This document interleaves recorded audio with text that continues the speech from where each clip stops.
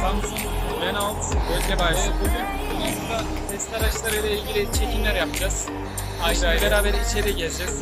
Bakalım diye şöyle geçen hafta üzerinden böyle testlerimiz olacak. Bu test videolarını ayrı bir şekilde yayınlayacağız. Renault Aziz Atik olarak yayınlayacağız. İçeri ayrı bir bölüm olarak yayınlayacağız. İçeri doğru geçeceğiz.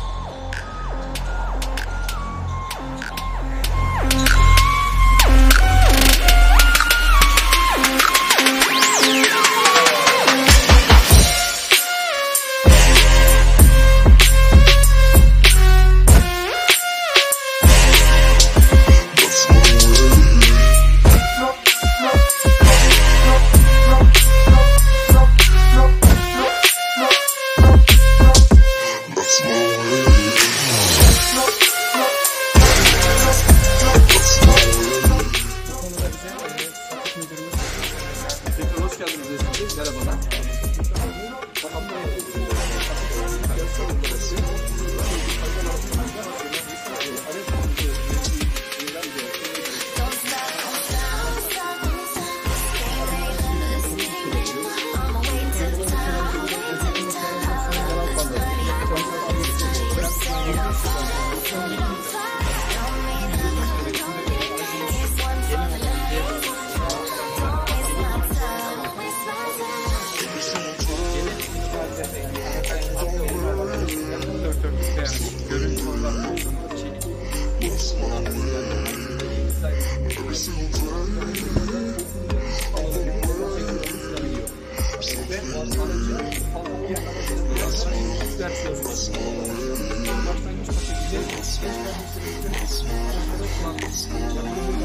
Mesela arka bir malzeme konulu takılma bölümü.